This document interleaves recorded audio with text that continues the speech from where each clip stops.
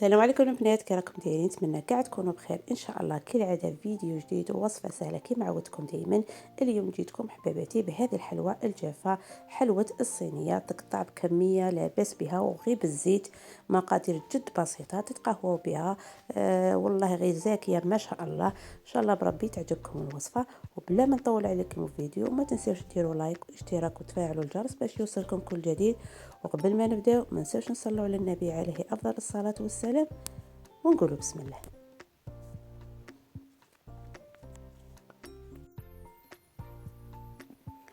ونبداو على بركه الله. هنا عندي البنات 3 حبات تاع البيض حجم متوسط، يكون طبعا بدرجه حراره المطبخ. هذه معلومه دائما نقولها لكم، انا نبغي نعاودها. كاين بزاف اللي مبتدئات ولا مازال ما شافوش لي فيديوهات تاعي.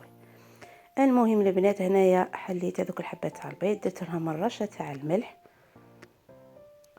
وهنايا عندي مغرف صغيره تكون معمره مليح تاع الفاني او السائله، تنجمي ديري سائله. وهنا عندي كاس تاع السكر، ذا كاس يرفد 220 مليلتر، درته ناقص اصبع. الا بغيتي الحلاوه زعما تكون الحلوه حلوه بزاف، ديري حتى الكاس. هنا طبعا غادي نخدم هذا الحلوى غير بلافوي. مهم غادي تضربي مليح البيض مع السكر حتى يتغير اللون تاعو. الا بغيتي تخدمي الباتور خدمي بالباتور. وطبعا درت كاس تاع الزيت كما لاحظتوا، ونبدا نخلط. كل ما نضيف مكون نبدا نخلط بلافوي حتى نتحصل على هذا القوام تاع الخليط. وهنايا جبت نصف كاس تاع حليب، والحليب تاني الا كنا مخرج كان في الثلاجه، قلعي له غير هذاك البروده، ماشي تسخنيه، قلعي له غير هذاك البروده. ولا كان برا ديريه مباشره. المهم هنا بعد ما دخلت هذاك الحليب، هنا عندي المايزينا، عندي 3 ملاعق كبار تاع مايزينا، كونوا معمرين مليح. هذه هي البنات. ونحط الفارينه تاعي. هنا الفارينه هنا عبرتها، درت 500 غرام تاع فارينه. هنايا ما على باليش شحال تاخذ لي. المهم انا ما كملتهاش كامل، انا قبل ما نخلط ما كانش على بالي شحال تاخذ لي فارينه. وهنايا درت 2 باكيات تاع خميره كيميائيه من فئه 10 غرام. المهم العجينه هنا اللي لازم تتحصلوا عليها تكون طريه وتتلصق في اليد. هذه هي البنات. انا درت غير شويه تاع فارينه ودرت هذيك الخميره. وهنا نستغنى على هذه لافوي ونخدم بيديا باش نحس بالقوام تاع العجينه. نبدا نضيف بالتدريج الفارينه، نديرو 4-5 مغارف ولا، ونخلطو ونشوفو. المهم ما نديروش دفعه كبيره تاع فارينه من بعد كينا تنشف لنا العجينه ونحصلوا فيها غير بشويه، نروحوا معاها غير بالعقل. ناكد لكم باش تجيكم الحلوى طريه، كيما قلت لكم لازم تكون العجينه طريه تتلصق كيما نقولوا. داك تشوفوا معايا القوام. هذه هي البنات. نستمر كيما هكا حتى نتحصل. هنايا ما غاديش نشف العجينه بزاف، لاني غادي نقسم العجينه الى قسمين، نصف نخليها فاني والنصف الاخر غادي نضيف له الكاكاو. كيما شفتوا الحلوى تاعنا جايه رخاميه على هكا. هنايا غادي نضيف غير شويه ومن بعد كينا نروح نقسم العجينه تاعي. طريقه جد سهله وبسيطه، والمقادير كلها موجوده في البيت. والاهم من ذلك البنات انها تقطع لنا كميه لا باس بها، زعما زاكيه ما شاء الله. المهم البنات هنا كيما راكم تشوفوا خليتها تتلصق بزاف في يدي باش نروح نقسم العجينه تاعي الى نصفين. كيما شفتوا انها رخاميه. هنايا عندي الكاكاو تاع المرجان، هنا نستعمل هذه النوعيه. المهم ننصحكم ديروا نوعيه تكون مليحه اللي هو الكاكاو البني المر، ما تستخدموش هذاك الكاكاو الاسود، لانه هذاك ماهوش كاكاو، هذاك فيه بنه خاطيه كاع الكاكاو.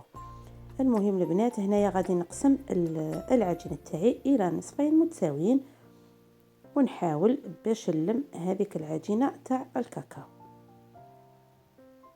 واللي بقات لي غادي نضيف لها غير ملعقه تاع فارينه. هذه هي البنات. المهم ما تخافوهاش كي تكون تتلصق، ما تخافوهاش. ماشي تقولي راهي تتلصق نقعد نضيف الفارينه ومن بعد كي تنشفي الحلوى تاعك وكي طيبيها تجيك ناشفه بزاف كما نقولوا قاصحه. واكيد ما غاديش تعجبك. المهم البنات هذيكم ضفت لهذيك ملعقتين تاع كاكاو وقعدت تتلصق على هكا. المره الاولى خليتها طريه بزاف كما نقولوا تتلصق بزاف. هذا هو القوام اللي لازم تحصل عليه في العجين. هنا كما قلت لكم في تاع الفاني غادي نضيف لها الملعقه تاع الفارينه. انا ضفت لها ملعقه ميصتها تلمت لي وقعدت لي تتلصق صاي ما زدتهاش، ماشي نقعد نزيد فيها ومن بعد كينا نحصل فيها.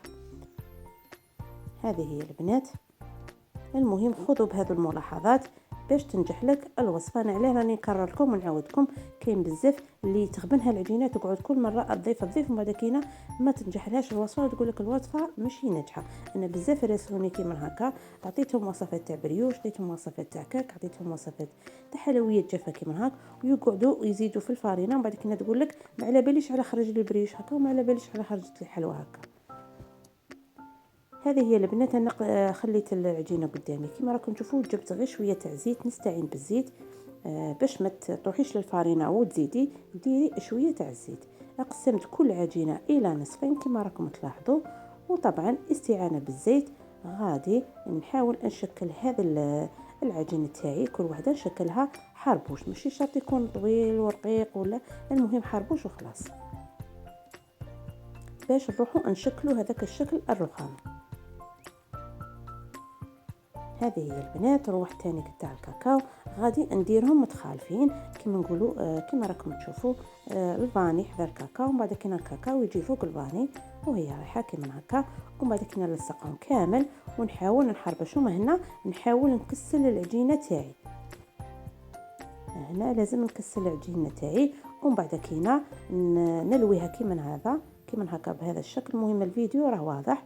ومن بعد كينا نثنيها على نصفين ومن بعد كينا نعاود نفس العمليه اللي درتها المره الاولى وتكون العجينه معانا واجده. في هذه المرحله راني دايره الفرن يسخن على درجه الحراره 180. هنا جبت الصينيه تاعي اللي المقاس تاعها 37 على 32.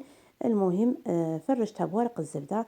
الا ما كانش متوفر عندك ورق الزبده تنجمي ديري غير شويه تاع الزيت وترشيها بشويه تاع الفرينه، ماشي مشكل ما غاديش تلصق لك. المهم هنا غادي نبسطها كامل العجينه تاعي، لازم تكون على شكل مستوي، ما نخلوش الوسط كما نقولوا طالع ونخلوها هابطه في الحواف، لازم تكون شكل مستوي. وما تخافوهاش تقولي يا راني نبسط فيها وراها رقيقه وكاع، كان بزاف اللي تخوفوا من هذو الحلويات. معليش انا دايرين فيها 2 علب تاع ساشيات تاع خميره كيميائيه ومن فئه 10 غرام، فهمتوني البنات. المهم هنايا بعد ما سويت لها الحواف والسطح هنا جبت البيض، درت حبه تاع البيض ضربتها مليح. هنا عندي عطر تاع النسكافيه. المهم ماشي شرط تديري كيما انا درت، المهم انا غير باش نقلع هذيك الريحه تاع البيض. احنا ما خصناش يكون اللون تاعها كيما نقولوا باهي وكاع. المهم حنايا غادي نغطوه كامل بالكاوكاو. مهم تديري غير ديك الريحه تاع البيض. تنجمي ديري الحليب، تنجمي ديري القهوه تكوني مطيبتها تاع الصباح ولا ديري الفاني.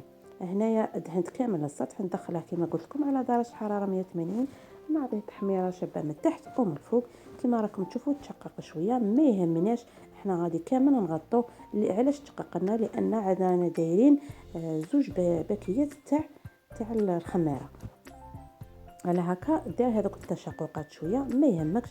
هنا جبت المربى تاع المشمش، نحاول كامل ندير السطح تاع الحلوى تاعي بالمربى ونروح نجيب هنايا عندي انايا هذا الكوكاو راني ريحيته و مقلي كيما نقولوا وريحيته في الخشين.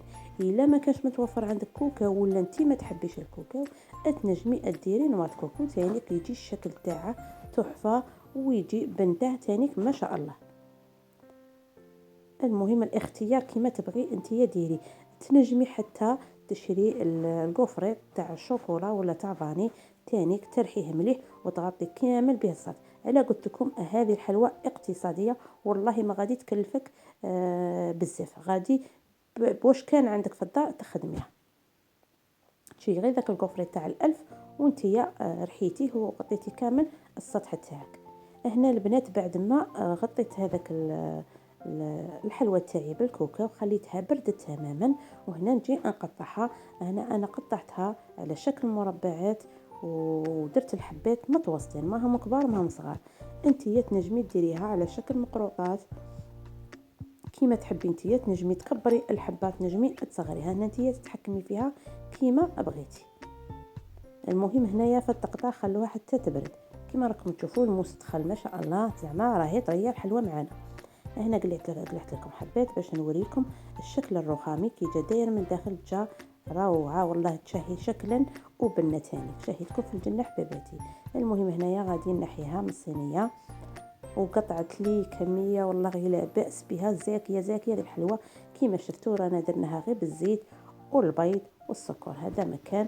المهم البنات هذا هي الحلوى تاعنا، غادي نقسم معكم حبه تشوفوا قداه جات طريه. طبعا انني معودتكم دائما الحلوى نقسمها قدامكم. هذه هي البنات غادي نقسمها هنايا عليكم. البنات قسمت بكل سهوله، تبان باللي اطريه. المهم البنات ان شاء الله بربي الفيديو تاع اليوم يكون عجبكم، وتجربوا وتعطوني رايكم في التعليقات، ونلقاكم في فيديو اخر ان شاء الله. مع السلامه.